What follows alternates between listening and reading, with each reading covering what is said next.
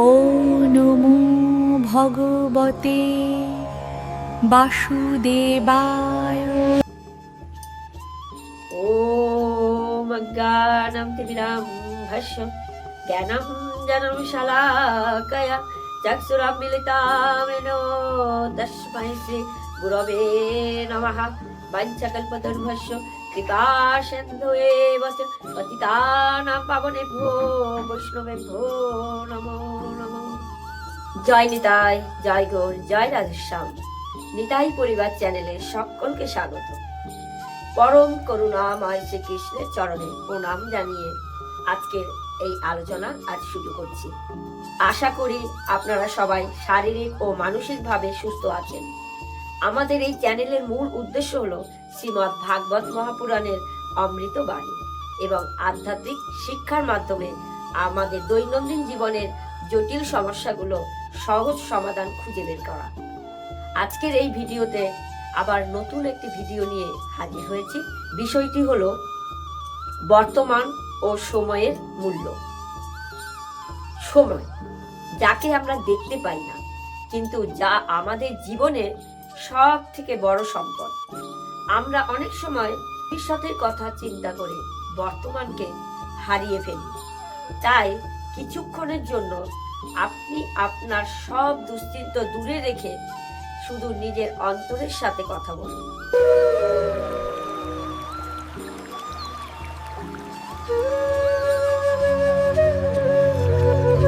সময় ও আলস্য ত্যাগের গুরুত্ব।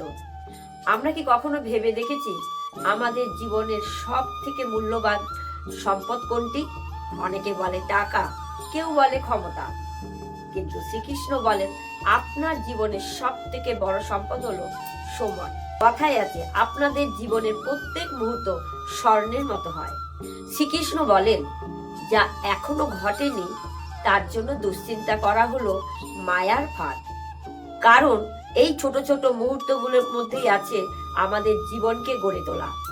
সময় ও সূর্যোদয়ের উদাহরণ। আপনারা কখনো সকালবেলা সূর্যোদয় দেখেছেন? কত প্রশান্তদায়ক হয় সেই দৃশ্য। কিন্তু যদি আপনি দেরি করে ঘুম থেকে ওঠেন তবে আপনি সেই সৌন্দর্য কখনোই দেখতে পাবেন না। ঠিক এই রকমই হয় আমাদের জীবন।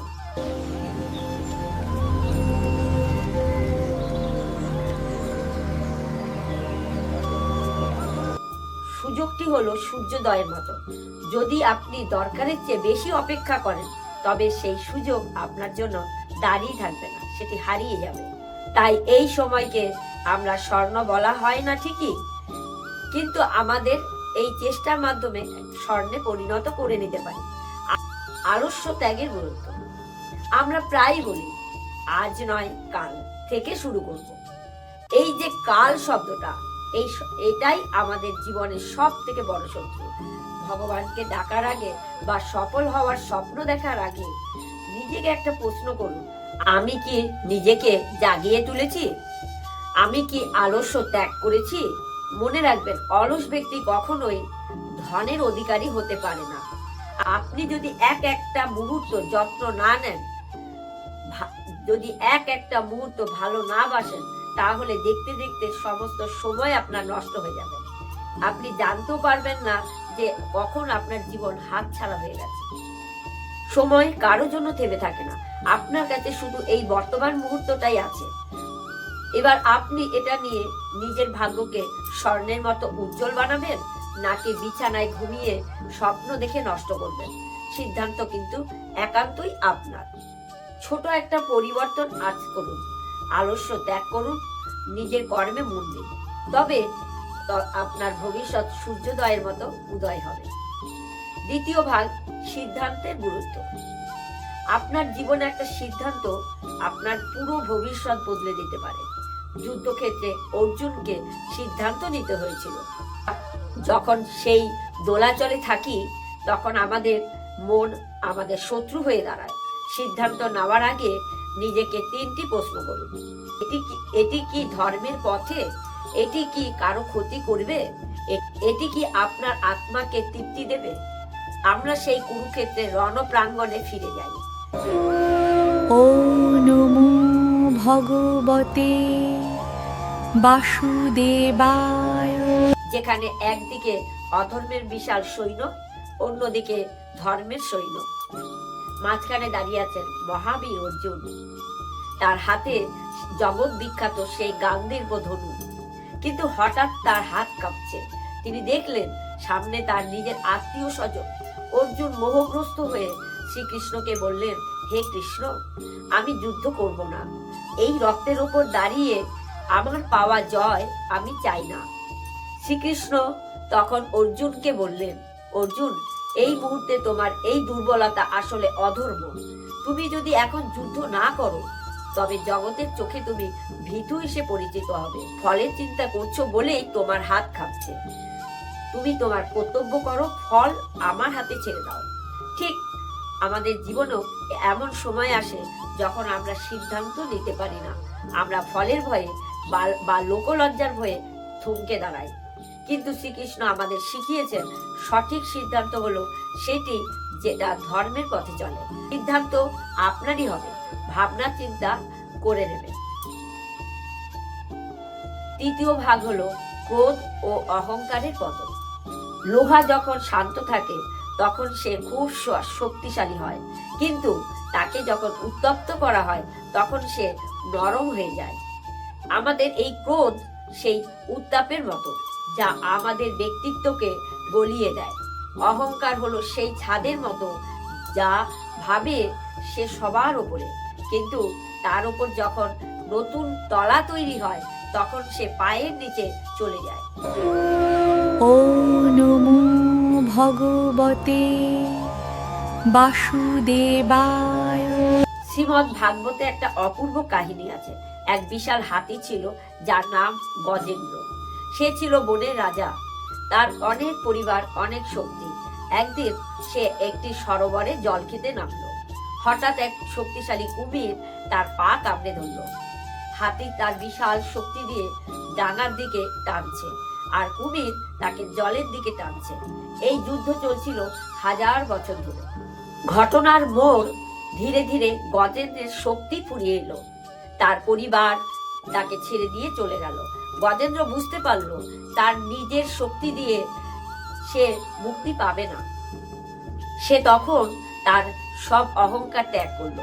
জল নিচে থেকে একটি পদ্ম ফুল সুর দিয়ে তুলে ধরে সে অত্যন্ত ব্যাকুল হয়ে ভগবানকে ডাকলো। ভগবান তখন সুদর্শন চক্র দিয়ে কুমিরকে বধ করে গজেন্দ্রকে রক্ষা করলো। আমাদের জীবনও ক্রোধ আর অহংকার হলো সেই কুমিরের মতো। আমাদের টাকা বা ক্ষমতা আমাদের বাঁচাবে, কিন্তু শেষ পর্যন্ত কাজ দেয় শুধু আত্মসমর্পণ। ভগবানকে জাগাবার পূর্বে নিজেকে জাগিয়ে তুলুন, সাফল্য আপনি পাবেনই।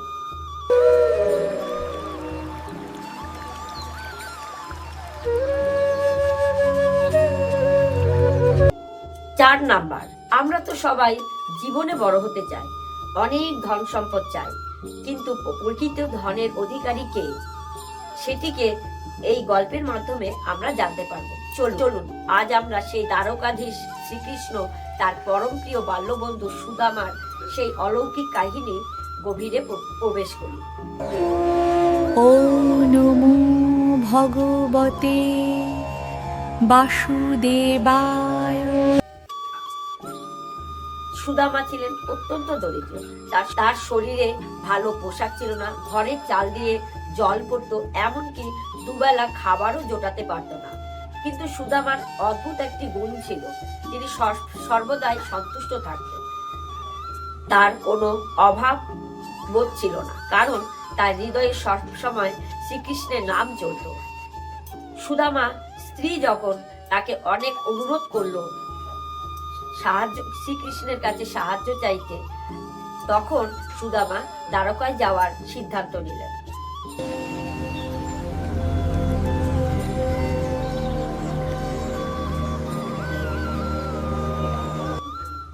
কিন্তু বন্ধুকে দেখতে যাবে খালি হাতে, তার ঘরে এক মুঠো চালও ছিল না। প্রতিবেশীর কাছ থেকে সামান্য কিছু খুদ চেয়ে নিয়ে একটি পুরনো কাপড়ের মধ্যে বেঁধে নিয়ে তিনি রওনা দিলেন। সুদামা যখন সেই রাজপ্রাসাদের দরজায় পৌঁছালেন, প্রহরীরা তাকে দেখে উপহাস করলেন। কিন্তু শ্রীকৃষ্ণ খবর পেলেন তার বন্ধু এসেছে। তিনি রাজ সিংহাসন ছেড়ে নগ্ন পথে দৌড়ে এলেন। ভগবান শ্রীকৃষ্ণ তার নিজের হাতে তার বন্ধুর পা ধুয়ে দিলেন।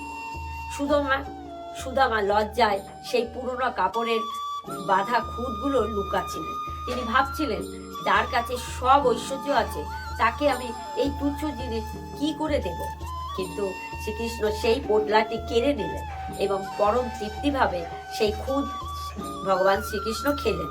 মুখে একটি বারও তার দারিদ্র্যের কথা বলেননি, একটি টাকাও সাহায্য চাননি। তার কারণ তিনি বন্ধুকে ভালোবেসে দেখতে এসেছিলেন, ব্যবসা করতে নয়।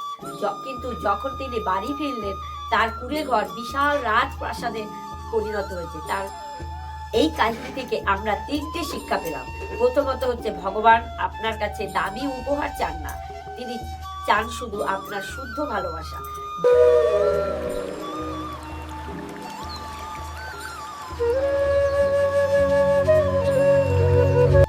দ্বিতীয়ত হচ্ছে, আপনি যদি কোনো কিছু না চেয়েও ভগবানের প্রতি বিশ্বাস রাখেন, আপনার বলা ছাড়াই পূর্ণ করবে।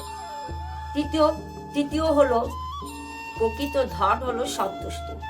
আপনার যা আছে তার জন্য আপনি ঈশ্বরকে ধন্যবাদ দিতে পারেন, তবে আপনি জগতের সব থেকে সুখী মানুষ। সুদামার মতো আপনিও অল্পতে তুষ্ট থাকার চেষ্টা করুন।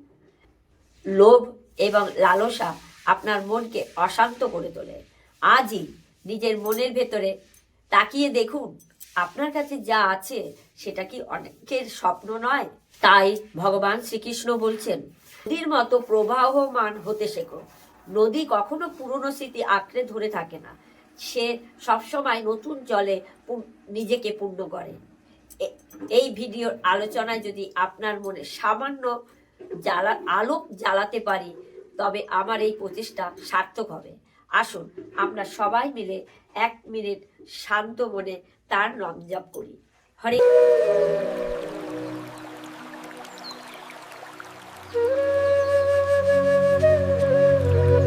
কৃষ্ণ হরে কৃষ্ণ কৃষ্ণ কৃষ্ণ হরে হরে, হরে রাম রাম রাম হরে হরে। নিতাই গৌর প্রেমানন্দে হরি হরি বল। যদি আমার এই ভিডিওটি ভালো লেগে থাকে, লাইক, শেয়ার, কমেন্ট অবশ্যই করবেন।